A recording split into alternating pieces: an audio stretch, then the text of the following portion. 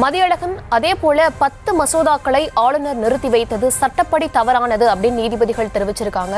அப்படி பார்க்கும்போது இந்த வழக்கினுடைய தீர்ப்பு தமிழக அரசுக்கு சாதகமா வர வாய்ப்பு இருக்கா? தற்பொழுது நீதிபதிகள் தெரிவித்திருக்கக்கூடிய ஒரு கருத்தின்படி தமிழக அரசிற்கு சாதகமான ஒரு தீர்ப்பை போன்றுதான் தெரிவிக்கப்பட்டிருக்கு. அதாவது ஆளுநர் ஒரு மசோதாவை எந்த விதமான காரணமும் சொல்லாமல் அதை அப்படியே நிறுத்தி வைக்க முடியாது என்ற ஒரு கருத்தை சொல்லியிருக்கிறார்கள். அதாவது there is no scope for the governor to simpliciter declare withholding the assent என்ற ஒரு தீர்ப்பை தான் நீதிபதிகள் தற்பொழுது சொல்லியிருக்கிறார்கள். அதாவது எந்தவித காரணமும் இல்லாமல் ஆளுநர் ஒரு மசோதாவை அப்படியே நிறுத்தி வைக்க முடியாது என்ற ஒரு காரணத்தையும் நீதிபதிகள் தெரிவித்திருக்கிறார்கள். அதே போல ஒரு மசோதாவுக்கு ஒப்புதல் அளிப்பதற்கு ஆளுநருக்கு காலக்கெடு நிர்ணயிக்க வேண்டுமா நிர்ணயிக்க வேண்டும் என்று தமிழ்நாடு அரசு கோரிக்கை விடுத்திருந்தது. அவ்வாறு நிர்ணயிக்க முடியுமா என்ற ஒரு கேள்வியையும் நீதிபதிகள் எழுப்பியிருந்த நிலையில் அதற்கும் நீதிபதிகள் இன்னும் சற்று நேரத்தில் விடை தெரிவிப்பார்கள் என்று எதிர்பார்க்கப்படுகிறது.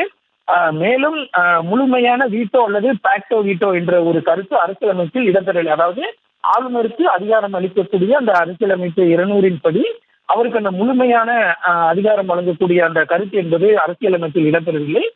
மேலும் மசோதா ஆளுநரிடம் சமர்ப்பிக்கப்படும் போதெல்லாம், அதாவது சட்டமன்றத்தில் நிறைவேற்றி ஒப்புதலுக்காக ஆளுநரிடம் சமர்ப்பிக்கப்படும் போதெல்லாம் அவர் அரசியல் சாசன பிரிவு 200 வழங்கப்பட்ட நடவடிக்கைகளில் ஒன்றை ஆளுநர் கட்டாயம் பின்பற்ற வேண்டும். அதாவது ஒன்று மசோதாவிற்கு ஒப்புதல் அளிப்பது அல்லது அதனை நிராகரிப்பது, இரண்டில் ஒன்றை செய்ய வேண்டும். அது அவரது கடமை. ஆனால் எந்த விதமான காரணமும் கூறாமல் அதனை நிறுத்தி வைக்க முடியாது என்ற ஒரு கருத்தை நீதிபதிகள் தெரிவித்திருக்கிறார்கள். அதாவது ஒப்புதலை நிறுத்தி வைப்பதாக வெறுமனே அறிவிக்க எந்த வாய்ப்பும் ஆளுநருக்கு வழங்கப்படவில்லை.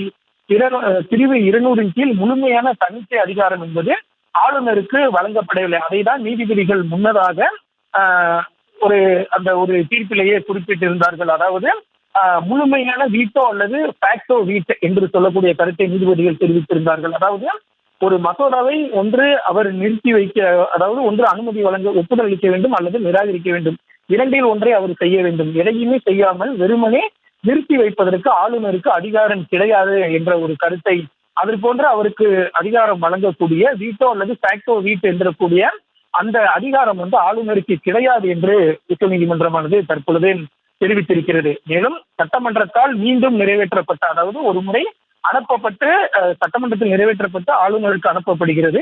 ஆளுநர் அதனை நிராகரித்து வைக்கிறார் அல்லது அப்படியே கிடப்பில் போட்டு இருக்கிறார் என்றால் மீண்டும் அந்த மசோதா சட்டமன்றத்தால் நிறைவேற்றப்பட்ட பின்னர் மசோதாக்கள் மீண்டும் ஆளுநரினுடைய ஒப்புதலுக்கு அனுப்பி வைக்கப்பட்ட பிறகு ஆளுநர் அந்த மசோதாவை குடியரசுத் தலைவருக்கு ஒதுக்க முடியாது. அதாவது அவரே நேரடியாக அதன் மீது முடிவெடுக்கலாமே தவிர அதை மீண்டும் குடியரசுத் தலைவரினுடைய ஒப்புதலுக்காக அனுப்புவதாக கூறி அவர் காலதாமதம் செய்ய முடியாது என்ற ஒரு வாதத்தையும் ஒரு கருத்தையும் உச்சநீதிமன்றம் தெரிவித்திருக்கிறது. என்றால் இதுதான் தமிழக அரசினுடைய ஒரு முக்கியமான வாதமாக இருக்கிறது. முதலில் ஒரு மசோதா நிறைவேற்றப்பட்டு அனுப்பப்படுகிறது, ஆளுநர் அதற்கு ஒப்புதல் தரவில்லை அல்லது தராமல் காலம் தாழ்த்தி வருகிறார். எனவே அந்த மசோதாவை மீண்டும் நிறைவேற்றி தமிழக அரசு 2வது முறையாக அனுப்பிய நிலையில் அவர் ஆளுநர் அதன் மீது முடிவெடுக்காமல் குடியரசுத் தலைவருக்காக அனுப்பி வைக்கிறார். அது தவறு என்று தமிழக அரசினுடைய வாதமானது முன்வைக்கப்பட்டது.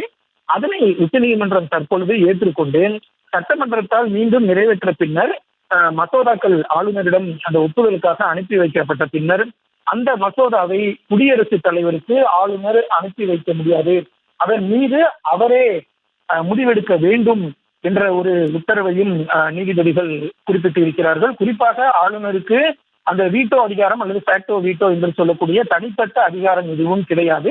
அவர் அந்த 200 கீழ் வழங்கப்பட்டு இருக்கக்கூடிய அந்த முடிவுகளை அவர் நிச்சயம் எடுத்தாக வேண்டும். அதே போல கால தாமதம் செய்யாமல் ஒரு மசோதா மீது அவர் முடிவெடுக்க வேண்டும் என்ற ஒரு கருத்தையும் நீதிபதிகள் தெரிவித்திருக்கிறார்கள். மேலும் 2வது முறையாக ஒரு மசோதா சமர்ப்பிக்கப்பட்ட பின்பு, அதாவது 2வது முறையாக சமர்ப்பிக்கப்பட்ட மசோதா முன்பாக சமர்ப்பிக்கப்பட்ட மசோதாவை விட வேறுபட்டால் மட்டுமே விதிவிலக்காக கருத முடியும். அதாவது விதிவிலக்காக கருதி குடியரசுத் தலைவருக்கு அனுப்ப முடியும்.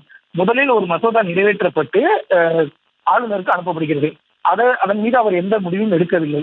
2வது முறையாக ஒரு மசோதா நிறைவேற்றப்பட்டு, அதாவது முன்பு நிறைவேற்றப்பட்டதை போலவே 2வது முறையாக அதே சாராம்சங்களுடன் நிறைவேற்றி அனுப்பினால் அதனை குடியரசுத் தலைவருக்கு அனுப்பாமல் ஆளுநரே முடிவெடுக்க வேண்டும். ஒருவேளை முதலில் நிறைவேற்றப்பட்டு அனுப்பப்பட்ட மசோதாவிற்கும் இரண்டாவதாக ஆஹ், ஆஹ், சட்டமன்றத்தில் நிறைவேற்றப்பட்டு ஆளுநருக்கு அனுப்பப்படும் மசோதாக்களில் இரண்டுக்கும் ஏதாவது வேறுபாடு இருந்தால் மட்டுமே அதனை குடியரசுத் தலைவருக்கு ஆளுநர் அனுப்ப முடியும்.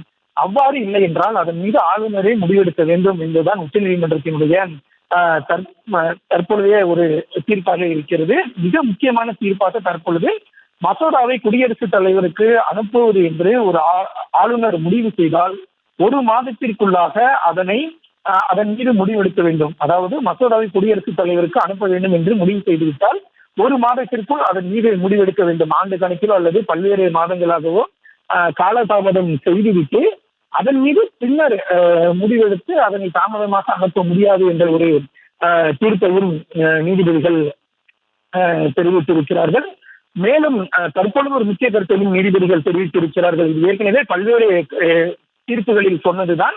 கவர்னர் என்பவர், அதாவது ஒரு மாநிலத்தினுடைய ஆளுநர் என்பவர் மாநில அரசினுடைய அறிவுரைப்படிதான் அவர் செயல்பட வேண்டும் என்பதை மீண்டும் திட்டவட்டமாக உச்சநீதிமன்றம் தெரிவித்திருக்கிறது. As a general rule, the governor is required to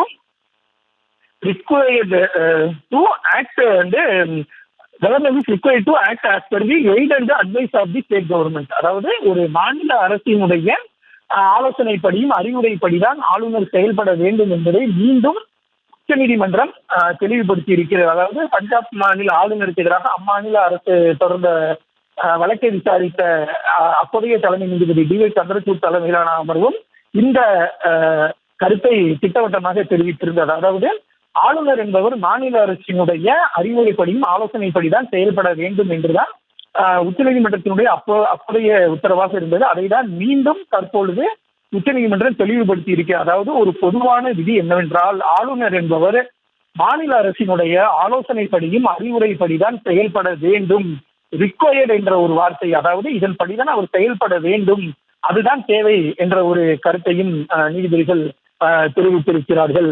அதாவது மாநில அரசினுடைய ஆலோசனைக்கு மாறாக மசோதாக்களை குடியரசுத் தலைவருக்கு அனுப்பாமல் நிறுத்தி வைத்தால் ஆளுநர் அதிகபட்சம் 3 மாதங்களில் முடிவெடுக்க வேண்டும். அதாவது ஒரு மசோதாவை குடியரசுத் தலைவருக்கு அனுப்புவதாக இருந்தால் 1 மாதத்திற்குள் முடிவெடுக்க வேண்டும். அல்லது அவ்வாறு குடியரசுத் தலைவருக்கு அனுப்பி வைக்காமல் அவர் நிறுத்தி வைப்பதாக இருந்தால் ஆளுநர் அதிகபட்சமாக அந்த மசோதாக்கள் மீது 3 மாதங்களுக்குள் முடிவெடுக்க வேண்டும் என்ற ஒரு தீர்ப்பை நீதிபதிகள் தெரிவித்திருக்கிறார்கள். அதாவது ஆளுநருக்கு மசோதாக்கள் மீது எடுப்பதற்கு எந்த விதமான கால அவகாசமும் கிடையாது. எத்தனை மாதங்கள் வருடங்கள் ஆனாலும் அதன் மீது நிறுத்தி வைப்பதற்கோ அல்லது நிறுத்தி வைத்த பின்னர் முடிவெடுப்பதற்கோ அவருக்கு அதிகாரம் இருக்கிறது. ஆனால் அவ்வாறு இல்லாமல் ஒரு மசோதா மீது முடிவெடுப்பதற்கு ஆளுநருக்கு அதிகாரம், அதாவது கால நிர்ணயம் செய்ய வேண்டும் என்ற ஒரு கோரிக்கையை தமிழக அரசு வைத்திருந்தது. அதனை உச்சநீதிமன்றம் கிட்டத்தட்ட ஏற்றுக்கொண்டிருக்கிறது என்றுதான் நாம் சொல்ல வேண்டும். அதாவது 1 மாதத்திற்குள்ளாக ஒரு மசோதாவை குடியரசுத் தலைவருக்கு அனுப்புவதாக இருந்தால் 1 மாதத்திற்குள் முடிவெடுக்க வேண்டும். அல்லது ஆளுநரே முடிவெடுப்பதென்றால் அதிகபட்சமாக 3 மாதங்களுக்குள் முடிவெடுக்க வேண்டும் என்ற ஒரு கருத்தையும் நீதிபதிகள் தெரிவித்திருக்கிறார்கள். மேலும் ஏற்கனவே அளித்த ஒரு தீர்ப்பை உச்சநீதிமன்றம் மீண்டும் வழங்கியிருக்கிறது.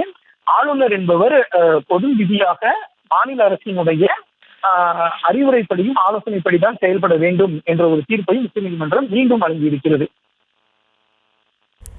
விவரங்களை வழங்கியமைக்கு நன்றி மதியாளர்.